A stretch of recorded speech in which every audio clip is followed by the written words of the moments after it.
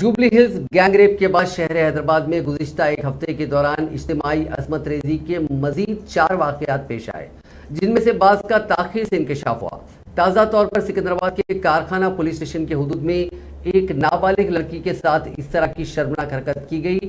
دھیرج ریتیش نامی 2 نوجوانوں نے انسٹاگرام پر ایک لڑکی سے دوستی کی۔ انہوں نے چیٹنگ کرتے ہوئے لڑکی کو اعتماد میں لیا۔ بعد ازاں لڑکی کی عصمت ریزی کی گئی اور خفیہ طور پر ویڈیوگرافی کر کے اسے وائرل کرنے کی دھمکی دیتے ہوئے اس کا کئی مرتبہ جنسی استحصال کیا گیا۔ انہوں نے اپنی اس حرکت میں دوستوں کو بھی شامل کر لیا۔ انہوں نے ویڈیو واپس کرنے کے بہانے بھی لڑکی کو جنسی زیادتی کا نشانہ بنایا۔ جملہ 5 ملزمین اس شرمناک واقعے میں ملوث بتائے گئے، جنہیں پولیس نے گرفتار کر لیا۔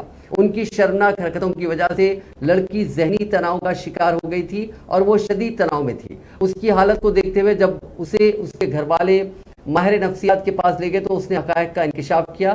لڑکی کے گھر والوں نے 30 مئی کو پولیس سے شکایت کی۔ پولیس نے اس معاملے میں کیس درج کر کے 5 ملزمین کو گرفتار کر لیا، جن میں 2 نابالغ بچے ہیں۔ پولیس کا کہنا ہے کہ گینگ ریپ نہیں ہے بلکہ دوستی کے نام پر لڑکی کا جنسی استحصال کیا گیا۔ الگ الگ دنوں میں ملزمین نے اسے لاج میں لے جا کر جنسی زیادتی کا نشانہ بنایا۔ اسی طرح کے ایک اور دوسرے واقعے میں کالے پتھر کا واقعہ، اس میں 21 سالہ سفیان نامی نوجوان کو ایک لڑکی کے ریپ کے معاملے میں گرفتار کر لیا گیا۔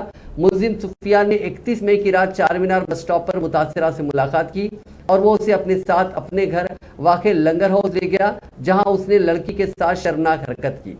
بعد ازاں اس نے لڑکی کو دوبارہ چار مینار لا کر چھوڑ دیا اور وہاں سے فرار ہو گیا۔ ایک اور واقعے میں مغلپورہ پولیس نے 11 سالہ لڑکی کی اجتماعی عصمت ریزی کے معاملے میں 2 ملزمین کو گرفتار کر لیا تھا۔ 31 مئی کو اپنے گھر کے پاس سے لاپتہ ہو گئی تھی۔